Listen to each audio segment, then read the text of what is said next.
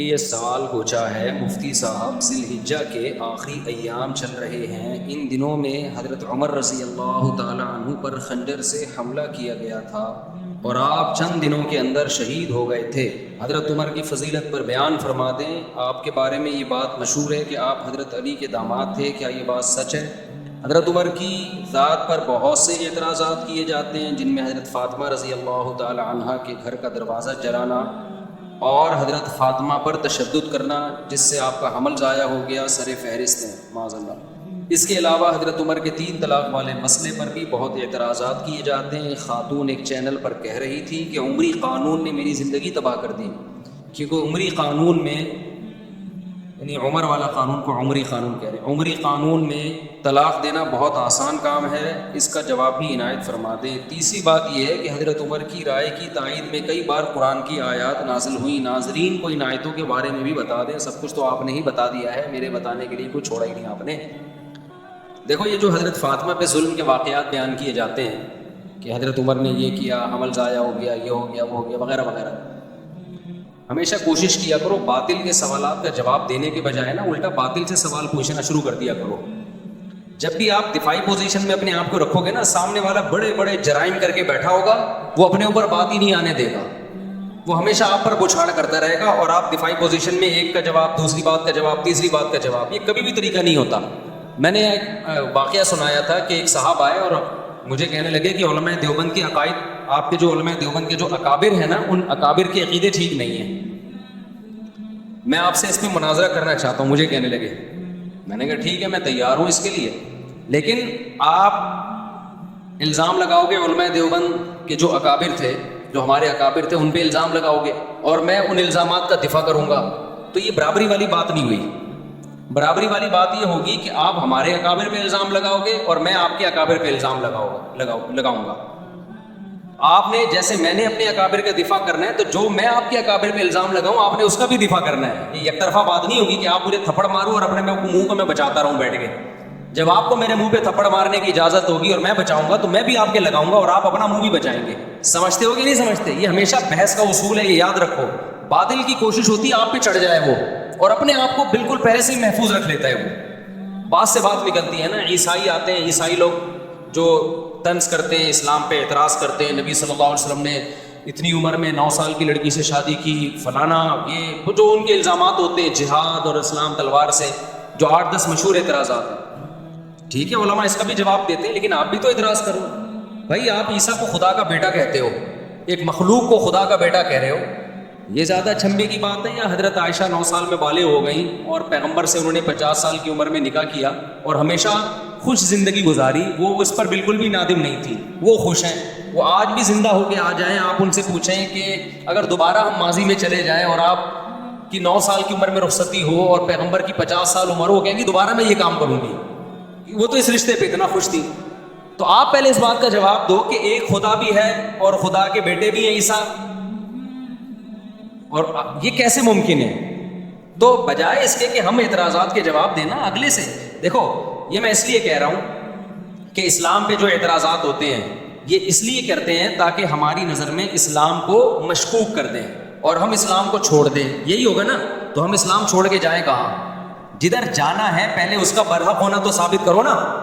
بھائی ایک ڈاکٹر نے آپ کو بتایا یہ بھی نہیں کھانا، یہ بھی نہیں کھانا، اس سے بھی پرہیز، اس سے بھی پرہیز، آپ ڈاکٹر صاحب سے پوچھتے ہو کھانا کیا ہے، پھر ڈاکٹر کہے کچھ بھی نہیں کھانا، تو ڈاکٹر صاحب ایسا تو نہیں ہو سکتا، وہ تو یقینی مروں گا پھر میں بھوکا پیاسا، مجھے پہلے یہ بتاؤ یہ چھوڑنا ہے تو اس کے متبادل میں نے کھانا کیا ہے۔ وہ ڈاکٹر صحیح ڈاکٹر ہوگا، وہ کہے گا بھائی ٹھنڈا پانی مت پیو مگر گرم پی سکتے ہو، کھچڑی مت کھاؤ مگر روٹی کھا سکتے ہو، یا روٹی مت کھاؤ مگر کھچڑی کھا سکتے ہو۔ تو اسلام پہ جو لوگ اعتراض کرتے ہیں کہ اسلام میں یہ غلط یہ غلط، فرض کر لو تھوڑی دیر کے لیے مان لیا بھائی اسلام غلط ہے، اب کیا کروں میں؟ اب میرے پاس یا تو عیسائی مذہب ہے یا ہندو ہے یا سکھ بن جاؤں یا میں ملحد ہو جاؤں، خدا ہی کا انکار کر دوں، تمام مذاہب کا انکار کر دوں۔ اگر اسلام پہ 10 اعتراضات ہوتے ہیں، الحاد پہ 1000 اعتراضات ہوتے ہیں، ہندو مذہب پہ 2000 اعتراضات ہوتے ہیں، عیسائیت پہ 3000 اعتراضات ہوتے ہیں۔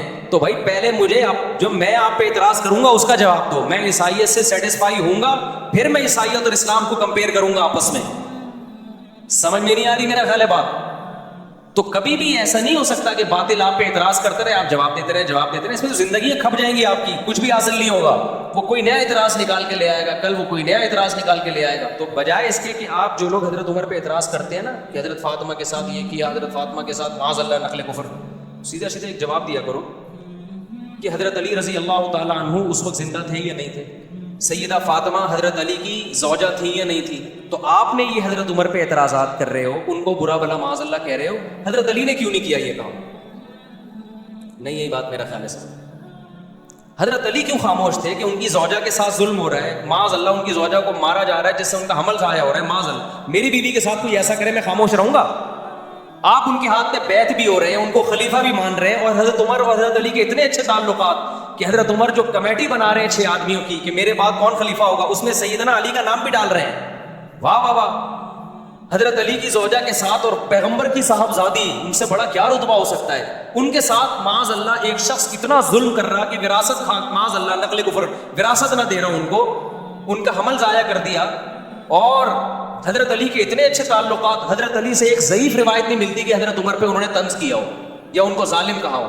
اتنے اچھے تعلقات کہ عمر حضرت علی کے لیے کو خلیفہ کے لیے نامزد کر رہے ہیں اور ان کی بیٹی کو نکاح کا پیغام بھیج رہے ہیں. یہ شیعہ کتابوں میں بھی مل جائے گا آپ کو کہ حضرت علی کی بیٹی سے کس کا نکاح ہوا ہے؟ حضرت عمر کا. شروع میں حضرت علی نے نکاح کا پیغام مسترد کر دیا تھا، صرف اس بیس پہ کہ آپ کی عمر زیادہ ہے، اس بیس پہ نہیں کہ آپ ظالم ہیں، آپ نے میری زوجہ کے ساتھ معاذ اللہ اچھا سلوک نہیں کیا، عمر کے ایج ڈفرینس کی وجہ سے. لیکن عربوں میں ایج ڈفرینس کو کچھ زیادہ ویلیو نہیں دی جاتی تھی. بعد میں حضرت عمر سے انہوں نے اپنی بیٹی کا نکاح کیا. تو یہ کیا بات ہے، اپنی بیٹی کا نکاح بھی کر رہے ہیں، ان کو داماد بھی بنا رہے ہیں اور ان سے مشورے بھی لے رہے ہیں. حضرت عمر کا کوئی مجلس ایسی نہیں ہوتی تھی اہم جس میں کوئی جدید مسئلہ آیا ہو اور انہوں نے سیدنا علی کو اس میں مشاورت کے لیے شریک نہ کیا ہو. اور حضرت عمر یقینی طور پر حضرت علی کو اپنے بعد نامزد کر دیتے ہیں، لیکن حضرت علی کی عمر کی کمی کی وجہ سے، روایات میں ملتا ہے عمر کی کمی کی وجہ سے حضرت علی نے 6 افراد کی کمیٹی بنائی. سمجھتے ہو کہ نہیں سمجھتے؟ تو ہم ان کے آپس میں تعلقات دیکھتے ہیں، کوئی ان میں نفرت نہیں تھی، ایک دوسرے کی تعریفیں، ایک دوسرے سے محبتیں. لیکن آج لوگ مدعی سست اور گواہ چست بنے ہوئے. تو باقی ایک انہوں نے جو سوال کیا ہے کہ حضرت عمر کے 3 طلاق والے مسئلے پر، وہ یہ میں نے جمعے میں بھی اس پر بیان کیا تھا. ایک خاتون کا کلپ وائرل ہو رہا ہے، وہ کسی اسکالر کو نا، مذہبی اسکالر کو انٹرویو دے رہی ہیں کہ عمر، یہ جو اہل حدیث حضرات کہتے ہیں نا حضرت عمر نے 3 طلاق کو 3 قرار دیا، نبی کے دور میں تو 1 ہوتی تھی، حضرت عمر نے کیا کر دیا، 3 طلاق کا قانون بنا دیا. تو میں نے تو خود اہل حدیثوں کی تحریریں پڑھی ہیں اس بارے میں کہ انہوں نے گھر اجاڑ دیا لوگوں کا، یہ کر دیا حنفیوں نے نا. حالانکہ اگر گھر اجاڑنا ہے تو پھر تو حضرت عمر نے کیا، اور شیعہ صاف لفظوں میں کہتے ہیں یہ گھر اجاڑنے کا کام کس نے کیا؟ حضرت عمر نے. اہل حدیث صاف لفظوں میں نہیں کہتے کیونکہ ان کو پتہ ہے کہ عمر کی محبت ہے لوگوں کے دلوں میں، وہ حنفیوں میں ڈال دیتے ہیں. میں نے خود اہل حدیث کا فتویٰ پڑھا ہے کہ انہوں نے 3 طلاق کو 1 قرار دیا اور نیچے لکھا کہ قرآن و سنت میں 3 1 ہوتی ہے اور حنفی علماء کو اجازت نہیں ہے لوگوں کا گھر اجاڑے میں. حالانکہ یہ کام پہلے قرآن نے کیا، پھر پیغمبر نے کیا، پھر ابو بکر نے کیا، پھر عمر نے کیا، پھر عثمان نے کیا، پھر علی نے کیا، پھر 4 اماموں نے کیا، تمام صحابہ نے کیا، تمام تابعین نے کیا. 7ویں صدی ہجری میں ابن تیمیہ رحمۃ اللہ علیہ کا ایک تفرد تھا، انہوں نے کہا نہیں 3 1 ہوتی ہے. 700 سال تک امت میں اہل سنت میں آپ کو ایک فتویٰ بھی نظر نہیں آئے گا کہ جس نے 3 طلاق کو 1 کہا ہو. 7ویں صدی میں ابن تیمیہ نے کیا، ابن تیمیہ رحمۃ اللہ علیہ نے، پھر ان کے شاگرد نے بھی اپنے استاذ کی رائے کو فالو کیا، ابن قیم نے، پھر ابن قیم کے شاگرد ابن رجب حنبلی، انہوں نے بھی اپنے استاذ کو فالو کیا. لیکن آخر عمر میں ابن رجب نے رجوع کر لیا اور یہ سخت الفاظ کہے وَعَلَمْ أَنَّهُ لَمْ يَثْبُتْ عَنْ أَحَدٍ مِّنَ الصَّحَابَةِ وَلَا مِنَ التَّابِعِينَ وَلَا مِنْ أَئِمَّةِ السَّلَفِ الْمُعْتَدِّ بِقَوْلِهِمْ فِي الْفَتَاوَى فِي الْحَلَالِ وَالْحَرَامِ شَيْءٌ صَرِيحٌ أَنَّ الطَّلَاقَ بَعْدَ الدُّخُولِ يُحْسَبُ وَاحِدَةً إِذَا سَبَقَ بِلَفْظٍ وَاحِدٍ. کہ انہوں نے کہا کہ کسی ایک حدیث میں بھی ہمیں نہیں ملتا، کسی ایک صحابی سے بھی نہیں ملتا، کسی ایک تابعی سے بھی نہیں ملتا کہ رخصتی کے بعد 3 کو کسی نے 1 قرار دیا ہو. صاف لفظوں میں رجوع کیا کہ میرے استاذ ابن قیم اور ان کے استاذ ابن تیمیہ اس مسئلے میں واضح غلطی پر ہیں، کوئی حیثیت نہیں ہے. رجوع کر لیا انہوں نے. اس کے بعد فقہ حنبلی میں، چونکہ یہ حنبلی تھے، ابن تیمیہ بھی، ابن قیم بھی اور ابن رجب بھی، اس کے بعد فقہ حنبلی میں یہ 3 طلاق کو 1 کہنا ختم ہو گیا. آئی بات سمجھ میں؟ فقہ حنبلی میں بھی اتفاق ہو گیا 3 کتنی ہے بھائی، 3 ہی ہوتی ہے، کیونکہ یہ سب حنبلی مذہب کے بڑے بڑے ائمہ تھے. صدیوں یہ مسئلہ اسی طرح چلتا رہا. پوری امت میں 3 طلاقیں 3 ہوتی ہیں، 3 3 ہوتی ہیں، 3 3 ہوتی ہیں. یہاں تک کہ پھر شیخ بن باز جو سعودی عرب کے مفتی اعظم ہیں، جن کا تقریباً 15-20 سال پہلے انتقال ہوا، انہوں نے پھر ایک نئی رائے قائم کی کہ 3 کتنی ہوتی ہیں؟ 1 ہوتی ہے۔ جب انہوں نے رائے قائم کی، ان کے استاذوں نے ان کی مخالفت کی، بن باز سے طلاق کے معاملے میں فتویٰ لینا جائز نہیں ہے۔ میرے پاس میں نے نیٹ سے پوری عبارتیں نکالی تھی، ان کے استاذوں نے رد کیا کہ بن باز کا فتویٰ 3 طلاق کے معاملے میں اس سے بیوی حلال نہیں ہوگی، یہ اجماعی مسئلہ ہے۔ لیکن شیخ بن باز تھے، بڑی حیثیت تھی ان کی، تھے پرہیزگار آدمی کو، لیکن ایک آدمی کی غلطی کو آپ پوری امت پہ کیسے تھوپ رہے ہو بھائی؟ پھر کیا ہوا؟ سعودی عرب میں یہ مسئلہ اختلافی بن گیا۔ پھر جب اختلافی بنا تو پھر ہوا یہ کہ شیخ بن باز کے استاذ اور تمام حنبلی علماء وہ سارے 3 کے 3 ہونے کا فتویٰ دیتے تھے، بن باز کے پاس جب جاتا تو 3 کے 1 ہونے کا فتویٰ۔ پھر بن باز کے ہی قریبی لوگوں میں سے تھے شیخ صالح العثیمین، اللہ ان کی مغفرت فرمائے، بڑے عالم تھے، انہوں نے بھی بن باز کی رائے لی، 3 کتنی ہوتی ہیں؟ انہوں نے بھی کہا 1۔ اب سعودی عرب میں پٹا ہو گیا۔ پھر کیا ہوا؟ 80 کی دہائی یا 90 کی دہائی میں سعودی حکومت نے ایک سرکولر جاری کیا کہ 3 طلاق کے مسئلے پر تمام علماء مل کے بیٹھیں اور دلائل سے اس مسئلے کو نمٹائیں، کوئی یہ فتویٰ دے رہا ہے، کوئی وہ فتویٰ دے رہا ہے۔ تو پوری بحث ہوئی، اس پہ القرار کے نام سے ایک رسالہ لکھا گیا، اس میں بہت سارے علماء شریک ہوئے، ان علماء کے نام بھی اس رسالے میں، بڑی بحث ہوئی اس میں۔ وہ پورا رسالہ میرے پاس موجود ہے عربی میں نے پورا رسالہ پڑھا ہے۔ وہ اتنی زبردست جاندار بحث ہوئی، 40-50 کتابوں کو کنگالا گیا، علماء کے فتوے دیکھے گئے، قرآن و سنت کی روشنی میں بحث ہوئی، اور بالآخر یہ متفقہ فیصلہ کیا گیا کہ اکٹھی 3 طلاقیں 3 ہی ہوتی ہیں، 1 نہیں ہوتی۔ لیکن بن باز نے اس رائے سے اتفاق نہیں کیا، وہ اپنی رائے پر اڑے رہے۔ لیکن سعودی عرب کا پھر سرکاری قانون بنا کے عدالتوں میں یہ چلا دیا گیا بھائی 3 طلاق کو 3 ہی قرار دیا جائے گا، کیونکہ ہمارے پاس 1 ہونے کی کوئی معقول دلیل نہیں۔ بڑا جاندار رسالہ ہے، میں نے پورا ایک لفظ پڑھا ہے اس رسالے کا، آج بھی موجود ہے، نیٹ پہ سرچ کرنے سے مل جائے گا۔ ہوا کیا؟ پھر یہ ہوا کہ بن باز اسی رائے پہ قائم رہے، وہ 3 کو 1 کہتے رہے۔ اب جب سعودی عرب کی کورٹ میں جب کیس جاتا عدالت میں، تو کورٹ کہتی بھائی پورے علماء کا ایک فیصلہ ہے متفقہ، تو کورٹ سے 3 طلاق کو 3 ہی قرار دیا جائے گا۔ ہوتا یہ کہ لوگ کیا کرتے، جس کو بیوی رکھنی ہے وہ کورٹ میں جانے کے بجائے کہاں چلا جاتا؟ بن باز کے پاس چلا جاتا، وہی اختلاف دوبارہ شروع۔ حالانکہ اس مجلس میں علماء نے شیخ بن باز رحمہ اللہ تعالیٰ کو یہ نصیحت بھی کی تھی کہ اس طرح امت میں توڑ پیدا ہوگا۔ بہرحال بڑے عالم تھے، ہم کسی عالم کی گستاخی نہیں کرتے، ان کی اور نیکیاں بہت ہیں، ایک عالم سے غلطی ہو سکتی ہے، بات یہ کہ اس کی غلطی کو آپ ساری امت پہ تو نہ تھوپے نا بھیا۔ یہ کہہ دیتے بھائی ان کا ایک تفرد ہے، یہ آسان تھا، لیکن اب چونکہ سرکاری سطح پہ ان کو مفتی اعظم بھی بنا دیا گیا، لوگ اسی کو فالو کرتے چلے گئے۔ اس میں آسانی تھی، بیوی آرام سے حلال ہو رہی ہے، طلاق کا ریشو بھی اربوں میں بڑھ گیا، دھڑ دھڑ دھڑ طلاقیں۔ پھر ایک نتیجہ یہ نکلا کہ چونکہ گورنمنٹ لیول پہ ایک فتوے کی ویلیو ہوتی ہے، وہ سرکاری مفتی تھے، نتیجہ یہ نکلا کہ وہ جو عدالت کا فتویٰ تھا وہ ججوں کو بھی نہیں، اب جج بھی اس کو فالو نہیں کر رہے۔ پھر اب جو شیخ جو محمد بن سلمان آئے ان کے دور میں تو میرا خیال ہے کورٹ کو آرڈر دے دیا کہ 3 کو 1 ہی قرار دو۔ تو یہ اسلام نہیں ہے میرے بھائی، سمجھ رہے ہو؟ یہ ذاتی آراء ہیں بعض مفتیوں کی۔ اسلام وہ ہے جو قرآن نے بیان کیا، الطلاق مرتان، طلاق 2 مرتبہ ہیں۔ اس میں قرآن نے نہیں کہا کہ اکٹھی دو یا ایک مہینے کے بعد دو، قرآن کہتا ہے فَإِن طَلَّقَهَا، تیسری دے دی تو فَلَا تَحِلُّ لَهُ مِن بَعْدُ، عورت تیسری کے بعد شوہر کے لیے حلال نہیں ہوگی جب تک دوسرے مرد سے نکاح نہ کر لے۔ تو یہ عمری قانون نہیں ہے، یہ قرآن کا قانون ہے، بخاری کی حدیث ہے، نبی صلی اللہ علیہ وسلم کی موجودگی میں عویمر اجلانی نے اپنی بیوی کو 3 طلاقیں دی، آپ صلی اللہ علیہ وسلم نے اس کو 3 ہی سمجھا، اس سے نکاح کو ختم سمجھا نبی صلی اللہ علیہ وسلم نے، بخاری کی حدیث ہے۔ اتنی ساری حدیث ہے، میرا اس پر پورا ایک لیکچر موجود ہے، تو یہ کہیں بھی نہیں ہے۔ تو اس کو یہ کہنا عمری قانون، یہ شیعہ لوگ یہ جسارت کر سکتے ہیں بھائی، اہل سنت اس کو عمری قانون نہیں کہتے۔ عمر وہ قانون نہیں بنائیں گے جو پیغمبر کے قانون کے خلاف ہو۔ سمجھتے ہو کہ نہیں سمجھتے؟ یہاں ابو خاتون نے یہ کہا میرا گھر اجڑ گیا 3 طلاق کے بعد، میں مجبور ہو گئی ہوں حلالہ کرنے پر۔ وہ رو رہی ہیں، میں مجبور ہو گئی کس پر؟ دیکھو باطل جب بھی کوئی بات کر رہا ہوگا نا، بیچ میں ایک گڑبڑ کر رہا ہوگا، وہ اسی سے وہ لوگ اس بات کو نہیں طرف جاتے اور رونا دھونا شروع کر دیتے، ہائے بیچاری کے ساتھ ظلم ہو۔ اسلام نے عورت کو حلالے پر مجبور کیا ہے۔ قرآن نے جب یہ کہا 3 طلاقیں دینے کے بعد عورت پہلے شوہر سے نکاح نہیں کر سکتی جب تک عدت کے بعد دوسرے مرد سے نکاح نہ کر لے، اس سے ہم بستری نہ ہو جائے اور وہ طلاق نہ دے دے، پھر عدت کے بعد پہلے سے کر سکتی ہے۔ اسلام، قرآن، حدیث یہ کہہ رہی ہے کہ عورت یہ کر سکتی ہے، یہ نہیں کہہ رہا کہ عورت کو اسلام اس پہ کیا کر رہا ہے، مجبور نہ کرے۔ بھائی کس نے کہا کہ یہ کام کرے وہ؟ یعنی ایسا ہوتا ہے نا، مرد نے 3 طلاقیں دی ہوتی، پھر ہم جا کے عورت کی کنپٹی پہ بندوق رکھتے، اب تو دوسرے مرد سے نکاح کر، نہیں کرے گی گولی سے اڑا دیں گے ہم، یہ دار اسلام سے خارج ہو جائے گی۔ اب تو اس کے ساتھ ریلیشن بھی فزیکل ریلیشن بھی قائم کر, نہیں کیا ٹھا گولی سے اڑا دیں گے ہم تجھے. اب تو وہاں سے طلاق لے, نہیں طلاق لی ٹھا گولی سے اڑا دیں گے ہم تجھے. اب طلاق لینے کے بعد دوبارہ پہلے پر سے تجھے نکاح کرنا پڑے گا, نہیں کیا ٹھا ہم گولی سے اڑا دیں گے. پھر عورت روتی بھی اچھی لگتی, ہائے ہائے میرے ساتھ کیا ہو رہا ہے, مجھے مردوں کے سے جو ہے نا ریلیشن قائم کروایا جا رہا ہے. بھائی اسلام نے کہا کہ اس مرد سے آپ کا نکاح اب ختم. اب آپ انجوائے کریں لائف کو, عدت کے بعد کسی اور مرد سے نکاح کریں. آئی بات سمجھ, آپ اس مرد کے ساتھ زندگی گزاریں. اگر آپ کو عمر سمجھ میں نہیں آ رہا, آپ کے پاس آپشن ہے, آپ اس سے طلاق مانگ سکتی ہیں. تو یہ بے عزتی کر رہا ہے اسلام یا عزت دے رہا ہے اس کو؟ آپشن ہے آپ کے پاس, ڈیورس مانگنے میں کوئی حرج نہیں ہے. صحابیہ کے ساتھ ایسا ہی ہوا, 3 طلاقیں ہوئی, دوسرے مرد سے انہوں نے نکاح کیا, ان کو وہ مرد سمجھ میں نہیں آیا, نبی کے پاس آئی, میں ان سے طلاق لینا چاہتی ہوں. اس میں کون سی بے عزتی کی بات ہے بھائی؟ پھر اگر وہ طلاق دے دے ٹھیک ہے, نہیں دے تو گزارا کرو اس کے ساتھ, دے دے تو عدت گزر گئی آپ کی, آپ جہاں چاہیں نکاح کریں, اس میں کوئی بے عزتی کی بات ہے؟ تو پرانے والے سے کرنا چاہے وہاں بھی کر سکتی ہیں, اس میں کوئی بے عزتی کی بات ہے؟ کسی اور مرد سے نکاح کرنا جب بے عزتی نہیں ہے, تو پرانے والا جو اپنے بچوں کا باپ ہے اس سے نکاح کرنا کہاں سے بے عزتی ہو گیا؟ اصل میں اس میں تڑپے گا وہ جس کی بیوی ہے. عذاب میں کون آئے گا؟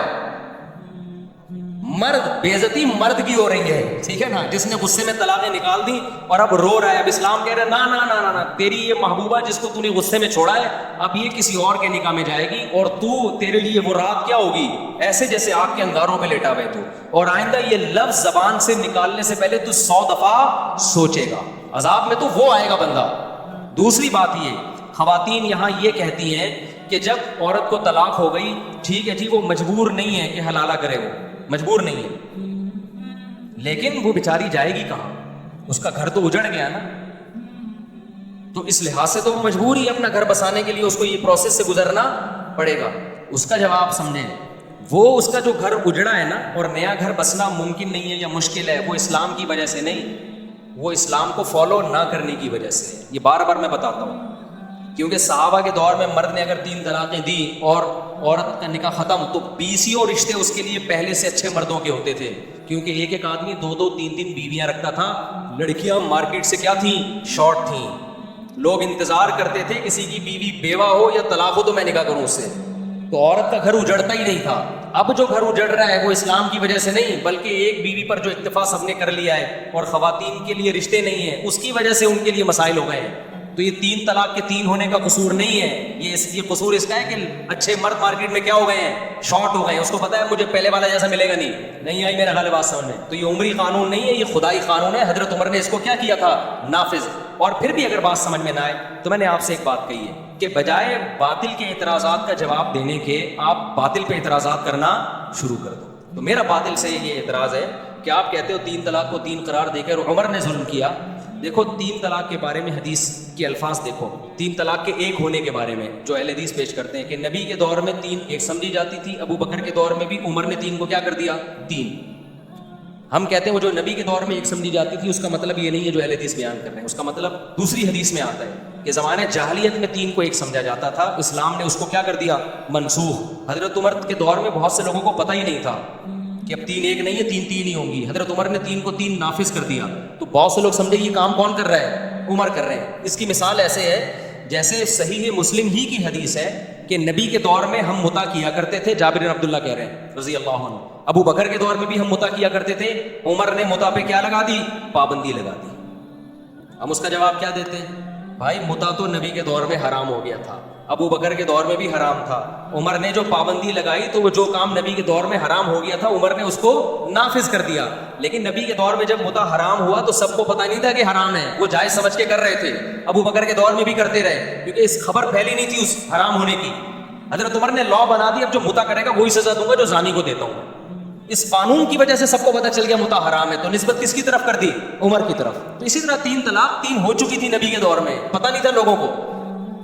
اب سمجھو کہ جو یہ کہتا ہے نا کہ عمر نے ہمارے گھر اجاڑے ہیں, معاذ اللہ 3 طلاق کو 3 قرار دے کے, آپ اس سے اعتراض کیا کرو کہ اگر 3 طلاقیں نبی کے دور میں 1 تھیں اس حدیث کی وجہ سے کہ عمر نے 3 کو 3 قرار دیا ہے, تو متا بھی کس نے حرام قرار دیا, پھر عمر نے.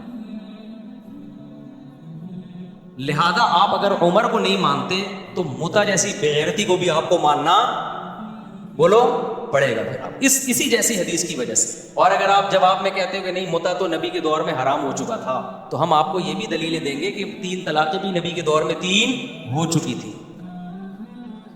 تو اب جو لوگ حضرت عمر پہ اعتراض کر رہے ہیں نا کہ عورتیں کہہ رہی ہیں, اب یہ میں اس خاتون کی طرف آتا ہوں کہ جو کہہ رہی ہے کہ عمر نے 3 کو 3 قرار دے کے میرا گھر اجاڑ دیا. او بھائی, عمر نے متع کو حرام قرار دے کے آپ کا گھر بچا دیا ہے بہت ساری عورتوں کا, کیونکہ عورت کبھی نہیں چاہتی کہ میرا میاں متع کرتا پھرے. وہ کیا خیال ہے, جس عورت کو پتا چلے میرا میاں 20 عورتوں سے متع کر چکا ہے, اس کا گھر بسے گا؟ حضرت عمر نے متع پہ پابندی لگا کے کروڑوں عورتوں کا گھر بچا لیا کہ بیوی کے علاوہ تمہارے پاس کوئی آپشن نہیں ہے. متع پتہ ہے کیا ہوتا ہے جس کو یہ لوگ جائز قرار دیتے ہیں؟ متع یہ ہوتا ہے کہ جس کو کہا جاتا ہے حضرت عمر نے حرام قرار دیا, وہ والے متع کی بات کر رہا ہوں. کون سا متع حرام قرار دیا؟ متع یہ ہوتا ہے کہ آپ کسی عورت سے ایگریمنٹ کر لیں 1 سال کا یا 6 مہینے کا یا 1 ہفتے کا, کوئی بھی ٹائم متعین کر لیں, 2 گواہ ہوں, ایجاب و قبول ہو کہ ہم دونوں ایک دوسرے کے لیے حلال ہیں 1 مہینے کے لیے یا 1.5 مہینے کے لیے یا 2 مہینے کے لیے یا 1 سال کے لیے یا 10 سال کے لیے, کوئی بھی ٹائم متعین کر دیں یا 1 گھنٹے کے لیے. اٹ از کالڈ, بولو نا, متع. ہم یہ کہتے ہیں کہ اس میں اور زنا میں رتی برابر بھی فرق, بولو, نہیں. جو لوگ متع کو حلال کہتے ہیں وہ کہتے ہیں نہیں اس میں بڑا فرق ہے, زنا میں ٹائم متعین نہیں ہوتا, عورت کے ساتھ منہ کالا کیا اور نکل لیے, اس میں ٹائم متعین ہے. آئی بات سمجھ؟ زنا میں گواہ نہیں ہوتے, اس میں کیا ہے, گواہ ہیں, یہ کوئی فرق نہیں. اچھا, کہتے ہیں زنا میں جو اولاد ہوگی حلالی نہیں ہوگی, جبکہ متع سے جو اولاد ہوگی حلالی ہوگی. اور بھائی یہ فرق نہیں ہے, یہ آپ نے زنا پہ ایک خوبصورت یعنی آپ گواہ بنا کے زنا کر رہے ہیں, ٹھیک ہے نا. اس کا مطلب ہے جب کسی عورت سے زنا کر رہا ہوں تو 2 بندوں کو گواہ بنا لو اور ٹائم متعین کر لو 1 گھنٹے کا. زنا میں بھی آج کل جو زنا ہو رہا ہے نا مارکیٹ میں, اس میں بھی طوائفیں کرائے پہ ایک ٹائم کے لیے ملتی ہیں, ٹائم ہوتا ہے ان کا. وہ پرانے زمانے میں زنا ہوتا تھا, گئے اور منہ کالا کر کے بھاگ گئے, کوئی دیکھ تو نہیں رہا. ابھی جو ہوٹلوں میں لوگ بتاتے ہیں نا جو برائیاں کرتے ہیں کہ باقاعدہ ٹائم ہوتا ہے طوائف کا کہ اتنے ٹائم تک آپ کے ساتھ رہے گی وہ, تو ٹائم بھی ہو گیا. 2 گواہ بتا دو, وسیم اور غفار کو, اپنے دوستوں کو بتا دو آج میں طوائف سے منہ کالا کرنے جا رہا ہوں. کوئی فرق نہیں ہے بھائی. نکاح میں بڑا فرق یہ ہوتا ہے کہ نکاح ہمیشہ کے لیے ہوتا ہے. طلاق کیا ہے, ایک عارضہ ہے کہ آپ نے ہمیشہ کے لیے رہنے کا ارادہ کیا تھا, بیچ میں آپ نے اس کو کیا کر دیا, ڈسکنیکٹ کر دیا, اس رشتے کو توڑ دیا کسی بھی وجہ سے آپ نے. تبھی نکاح میں اگر یہ شرط لگا دی جائے نا کہ میں اس سے نکاح کر رہا ہوں 2 مہینے کے لیے, تو نکاح کیا ہو جائے گا, کالعدم, وہ نکاح نہیں ہوگا. نکاح میں یہ شرط لگانا ہی ناجائز ہے. آپ نے نیت بھی کر لی نا کہ میں اس بیوی کو 1 مہینے بعد چھوڑ دوں گا, آپ یہ شرط نہیں لگا سکتے. آپ شرط لگا دی تو وہ ختم, وہ نکاح نہیں رہے گا, وہ متع بن جائے گا.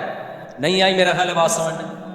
تو متع حرام ہے بھائی, زنا اور متع میں کوئی فرق نہیں. اب آپ مجھے بات بتاؤ, اگر حضرت عمر متع کو حرام نہ کرتے, آج بہت سارے مرد متع کر رہے ہوتے کہ نہیں کر رہے ہوتے, ان کے گھر بس جاتے. اور پھر زنا میں تو آج جب مرد زنا کرتا ہے نا تو گھر نہیں بستا, بیوی طلاقیں لے کے چلی جاتی ہیں, جبکہ وہ زنا کو برا سمجھ رہا ہوتا ہے, بیوی سے سوری کر رہا ہوتا ہے, بیگم آئندہ نہیں کروں گا, غلطی ہو گئی. متع جس پہ عمر نے پابندی لگا کے عورتوں کے اوپر بڑا احسان کیا, ان کے گھر بسا لیے, وہ جب متع لوگ کرتے تو پکڑے جاتے تو بیگم سے کہتے بیگم حلال. جیسے میں دوسری شادی کے بعد پکڑا گیا تھا تو میں نے کیا کہا تھا, حلال ہے, لیکن شادی تھی نا وہ. تو جو متع کرتے ہوئے پکڑا جائے گا وہ کیا کہے گا, بھائی برا تھوڑی ہے, پابندی کس نے لگائی ہے, عمر نے. دیکھو صحیح مسلم کی حدیث ہے, نبی کے دور میں بھی ہوتا تھا, ابو بکر کے دور میں بھی ہوتا تھا, پابندی کس نے لگا دی, عمر نے. تو بتاؤ عمر عورتوں کا گھر اجاڑ رہا ہے یا بنا رہا ہے؟ عمر نے پابندی لگائی. کیا پابندی لگائی تھی؟ پابندی تو اس پہلے سے لگی ہوئی تھی. عمر نے بولا, حضرت عمر نے, اب جو متع کر کے آیا ہے نا, شادی شدہ کرے گا پتھروں سے مار کے رجم کروں گا, کیونکہ لوگ کہتے تھے یہ زنا نہیں ہے. حضرت عمر نے کہا ایسی کوئی دلیل نہیں سنوں گا میں, نہیں یہ بات میرا خیال ہے سمجھ میں. انہوں نے بولا کہ رجم کروں گا, پتھروں سے ماروں گا. ایک دلیل نہیں ہے کہ جی یہ گود گواہوں کی موجودگی میں ایجاب و قبول ہو رہا ہے. تو جو لوگ کہتے ہیں کہ متع حلال ہے, تو انہوں نے عورتوں کا گھر کیا کر دیا, تباہ کر دیا.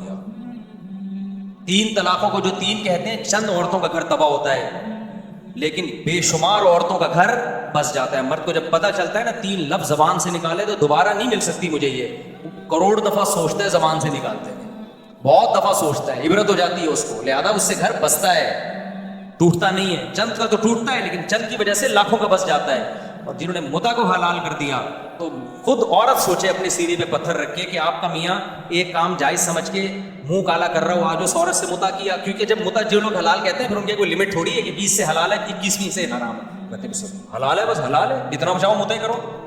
سمجھ میں نہیں آ رہی بات.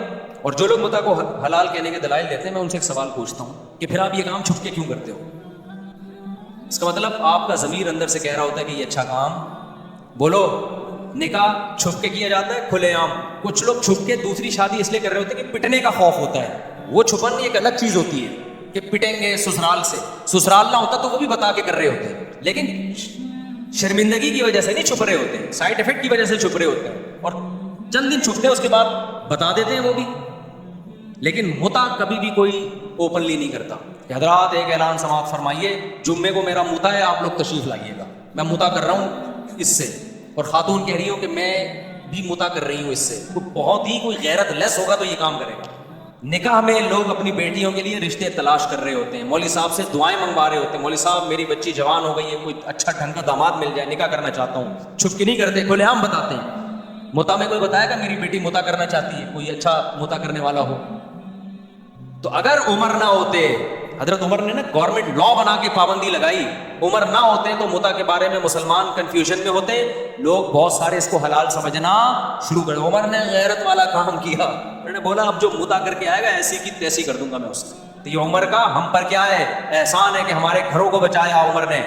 ایک زنا پہ ہمیں حلال کا لیبل لگانے سے عمر نے بچا لیا. سمجھتا ہے نہیں سمجھتا. باقی جو غصے میں 3 طلاقیں دے کے ان کے گھر اجڑتے بھائی غصے میں کنٹرول کرو اپنے آپ. بلکہ عمر نے ہم پر احسان کیا کہ ہمیں غصے میں اپنی زبان پہ کنٹرول کرنا سکھا دیا, ورنہ دھڑا دھڑ دیتے رہتے, طلاق کو کھیل بناتے رہتے. آج بہت سے لوگ ہیں جب بات آتی ہے بیگم کو طلاق نکالتے ہیں. عورت کو اس سے تکلیف ہوتی ہے, ہم سب کچھ کر لیتے ہیں بھائی طلاق نکالتے ہیں, ہم خود کانپنے لگتے ہیں بھائی یہ تو تیر ہے کمان سے نکل گیا تو واپس نہیں آئے. کتنے کیسز لوگوں کے میرے پاس آتے ہیں. ہمارے محلے میں ایک صاحب تھے, لڑتے تھے نا بیوی سے, روزانہ لڑائی. پھر ان کو غصہ آتا طلاق دوں گا, کانپتے تھے یوں کر, کہتے میں تو دے دوں گا ہی 10 سال سے کہتے رہے, نکالی نہیں. ان کو پتا تھا بھائی نکل گئی تو بیگم گئی ہم سے. کتنے لوگ, یہ تو آپ کے سامنے تو وہ کیس آ رہے ہیں نا جنہوں نے غصے میں دے دی ہے. ایسے بہت سارے کیس ہیں بہت غصہ آیا نہیں دی انہوں نے, اور جو غصے میں دے دیتے ہیں. تو اسلام یہ چاہتا ہے کہ جو آدمی پاگل ہے نا غصے میں, تو اس پاگل کا حق ہی نہیں ہے کہ بیوی رکھے وہ, کیونکہ جب غصے میں 3 نکال رہا ہے تو کل غصے میں چاقو بھی مار سکتا ہے, کل غصے میں پسٹل بھی چلا سکتا ہے. آج بول دیتے ہیں مجھے غصے میں پاگل ہو گیا تھا میں نے دے دیا. میں کہتا ہوں وہی تیرے پاس بندوق ہوتی تو غصے میں 3 فائر کر دیتا, کوئی عدالت چھوڑتی آپ کو؟ اسلام میں غصے کے احکام قابل معافی نہیں. آپ نے غصے میں اگلے کا جبڑا پھاڑ دیا, اب پولیس آئی ہے کیا ہوا, کہہ رہے ہیں یار غصے میں ہو گیا سوری. کوئی دنیا میں کہیں بھی غصہ ایسی چیز نہیں ہے جو قابل معافی ہو, اور انسان کی آزمائش ہے ہی غصے میں میرے بھائی. نارمل میں تو کوئی بھی ایک الٹے کام نہیں کر رہا ہوتا. تبلیغ جماعت کے ایک بزرگ تھے نا, ان کے پاس ایک شخص آیا کہ غصے میں بیوی کو 3 طلاق دی, بہت شدید غصہ تھا. انہوں نے کہا یار آج تک ہم نے نہیں کبھی دیکھا کہ محبت سے بیوی کو کسی نے 3 طلاق دی کہ جا میری پیاری تھی مجھے بہت پیاری لگتی ہے تجھے طلاق ہے, ایسا کہیں نہیں. تو غصے میں ہی تو پاگل ہوتے ہیں اور پھر غصے میں ہی سزائیں ملتی ہیں. قتل جتنے ہوتے ہیں, ہمارے ایک دوست نے قتل کیا, مجھے آگے بتا رہے, کہہ رہے غصے میں نے بندہ مار دیا, اپنے دوست کو مار دیا. کہہ رہے مجھے اتنی ندامت ہے کہ میرے سکون نہیں مل رہا مجھے. سارے الٹے کام کس طرح ہوتے ہیں میرے بھائی. ابھی یہ کیس چل رہا ہے, میں اس میں پڑھا ہوں سلو کے لیے. غصے میں اپنے چچا زاد بھائی کو بندے نے قتل کر دیا, اور اتنا رو رہا ہے کہ یار میرا محسن تھا, وہ میرے بڑے بھائیوں کی طرح اس نے مجھے بچپن سے پالا. میرے پاؤں میں آ کے نا ناک رگڑ کے چیخیں مار کے رو رہا تھا بندہ قاتل. کہہ رہے مجھ سے کیا ہو گیا مفتی صاحب, میں نے اپنے چچا زاد بھائی جو میرے سگے بھائیوں کی طرح تھا میں نے مار دیا اس کو. اتنا رو رہا ہے کیوں؟ غصے نے کیا کر دیا اس کو, پاگل. تو کیا کیس نہیں بنے گا, کیا پولیس چھوڑ دے گی؟ نہیں یہی بات میرا خیال. اب اگر اس کو پولیس لٹکاتی ہے, عدالت لٹکاتی ہے پھانسی کے پندے پہ, لوگ کہتے ہیں یار بیچارے سے غصے میں پسٹل چل گئی, اتنا رو رہا ہے یار, چھوڑو یار. قرآن کیا کہتا ہے, وَلَكُمْ فِي الْقِصَاصِ حَيَاةٌ, اے لوگوں قصاص میں زندگی ہے. ایک لٹکے گا 20 لوگ قتل کرنے سے بچ جائیں گے. تو اسی طرح یہاں بھی ہے, 3 طلاقوں میں گھر بسانا ہے, اجاڑنا نہیں ہے. چند لوگ 3 دیں گے, ان کو عبرت کا نشان بنیں گے, باقی لوگ کی زبانیں بند ہو جائیں گی, بولیں گے بھائی کچھ بھی زبان سے نکالو, طلاق کا لفظ زبان سے نکالنے کا نہیں ہے بات میرا خیال ہے سمجھ میں. اب یہ کہتے ہیں اسلام میں طلاق بہت آسان ہے, بہت مشکل ہے اسلام میں, کیونکہ اس کا سائڈ افیکٹ بہت زیادہ ہے. دوسروں کے ہاں بظاہر بڑی مشکل ہے طلاق, لیکن بہت آسان ہے. ان کے یہاں ہندوؤں میں کورٹ وورٹ میں جانا پڑتا ہے، لیکن اتنی آسان ہے تبھی تو دھڑا دھڑ ہو رہی ہے طلاقیں. ہمارے یہاں بہت آسان ہے لیکن حقیقت میں بہت مشکل ہے، تبھی ہمارا فیملی سسٹم کامیاب ہے. تو یہ تو حضرت عمر پہ اعتراض کا میں نے جواب دیا، بات لمبی ہو گئی. اور پتہ نہیں کیا لکھا ہے انہوں نے حضرت عمر کے بارے میں. تیسری بات یہ کہ حضرت عمر کی رائے کی تائید میں کئی بار قرآن کی آیتیں، یہ تو بہت دفعہ ہوا ہے. حضرت عمر نے نبی صلی اللہ علیہ وسلم سے فرمایا کہ اپنی خواتین کو حکم دے پردہ کیا کریں. آپ صلی اللہ علیہ وسلم نے نہیں حکم دیا، قرآن کی آیتیں نازل ہو گئیں. یا ایھا النبی قل لازواجک وبناتک ونساء المؤمنین یدنین علیہن من جلابیبہن. غزوہ احد میں یعنی اللہ نے حکم دے دیا کہ پردہ کروائیں اے نبی اپنی ازواج کو بھی اور مومنین کی بیٹیوں کو بھی کہتے ہیں آپ پردہ کریں. کس کی تائید میں نازل ہوئی ہے؟ حضرت عمر کی. حضرت عمر رضی اللہ تعالی عنہ کی رائے یہ تھی. ایک اور مثال تھی بڑی زبردست، میرے ذہن سے نکل گئی، وہ بہت زبردست مثال تھی. حضرت عمر کا ایک مشورہ تھا، ہاں، جنگی قیدیوں کے بارے میں. جب بدر میں قیدی آئے نا تو حضرت عمر نے حکم دیا ہر شخص اپنے رشتے دار کی گردن اڑا دے. نبی صلی اللہ علیہ وسلم نے کہا کہ نہیں، فدیہ لے کے چھوڑ دیں ہم ان کو. قرآن کی آیتیں نازل ہوئیں. نہیں، یہ تو الگ آیت ہے، امورت مطلب امہات، اس کا اس سے کوئی تعلق نہیں. لولا کتاب من اللہ سبق لمسکم فیما اخذتم فیہ عذاب عظیم.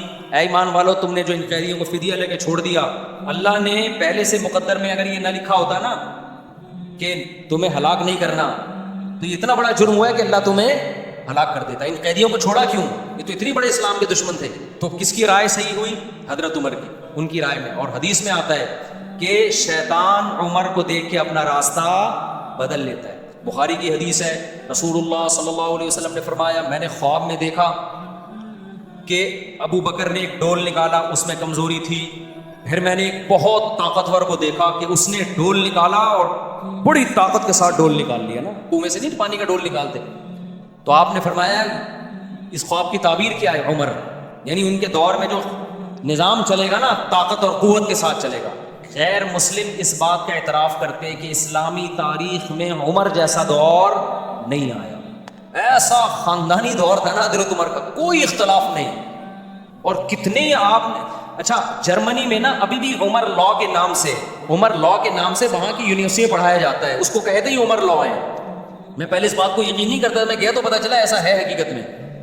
یہ جو انسانی فلاح و بہبود کے قوانین انہوں نے وضع کیے نا بہت سے یورپین کنٹریز نے، یہ حضرت عمر سے لیے انہوں نے. اس کا نام بھی اب تک انہوں نے عمر لا رکھا ہوا ہے. نہیں آئی میرا خیال ہے بات سمجھ میں. تو غیر آپ کے خلیفہ عادل کے عادل ہونے اور اس کی فضیلت کی گواہی دے رہا ہے، اور یہاں بعض لوگ جو اپنے آپ کو اسلام کی طرف منسوب کرتے ہیں وہ عمر کو برا بلا کہہ رہے ہیں. معاذ اللہ. حضرت عمر کو اسلامی تاریخ سے نکال دو.